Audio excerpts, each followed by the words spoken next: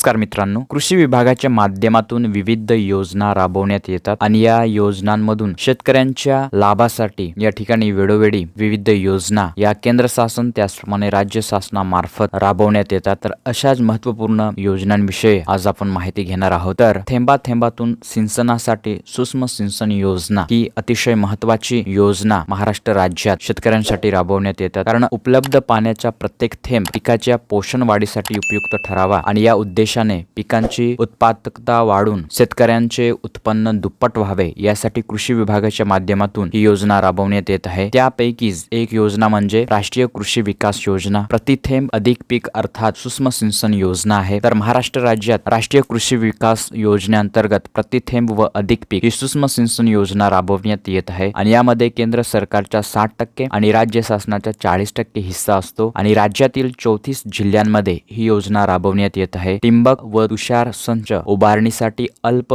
त्याचप्रमाणे अत्यंत अल्प भूधारक शेतकऱ्यांना 55% तर इतर शेतकऱ्यांना 45% अनुदान हे 5 हेक्टर क्षेत्राच्या मर्यादेत देण्यात येते। जिल्हानिहाय वार्षिक कृषी आराखड्यानुसार राज्याच्या वार्षिक कृती आराखडा तयार करून राज्यस्तरीय मंजुरी समितीची मान्यता घेण्यात येते आणि सन 2022 आणि 23चा आपण विचार केला तर या आर्थिक वर्षात केंद्र शासनाकडून योजनेसाठी सर्वांच्या सर्वे 4 हप्ते मिळवणारे महाराष्ट्र राज्य हे एकमेव राज्य ठरले आहे आणि या योजनेतून शेतकरी लाभार्थीस अनेक फायदे झालेले आहे। आता जर तुम्हाला या योजनेचा फायदा घ्यायचा असेल तर या चालू वर्षात तुम्ही महाडीबीटीच्या पोर्टलवर जाऊन तुम्ही अर्ज करू शकता, कारण ठिबक सिंचनामुळे पाणी थेट पिकाच्या मुळाशी व अवश्य त्याप्रमाणे दिले जाते। त्याचबरोबर पाण्याची बचत होते आणि ठिबक सिंचनामुळे जमिनीत वाफा कायम राहतो आणि विद्राव्य म्हणजेच खते आणि फर्टिलायझर टँक द्वारे पाण्यात मिसळून पिकाच्या अवस्थेनुसार आणि गरजेनुसार खत सुद्धा त्या ठिकाणी देता येते आणि त्यामुळे पाण्याची व खताची बचत होऊन खताचा आणि कार्यक्षमतेने वापर या ठिकाणी पूर्ण होतो। तणाची वाढ नियंत्रित होते आणि विजेच्या व मजुरांच्या खर्चात सुद्धा बचत होते। पिकाच्या उत्पादनात व गुणवत्तेत वाढ होते आणि दर्जेदार उत्पन्न या ठिकाणी शेतकरी घेऊ शकतो। सन 2022 आणि 23 मध्ये या योजनेसाठी एकूण रुपये 556 कोटी निधी उपलब्ध झाला आणि या निधीमधून सन 2021 आणि 22 मधील प्रलंबित लाभार्थ्यांकरिता सन 2022 आणि 23 मधील महाडीबीटी पोर्टलवर निवड झालेल्या अनुदानास पात्र 2,22,225 लाभार्थ्यांना रुपये या ठिकाणी 556 कोटी अनुदान वितरित करण्यात आले होते। आता सन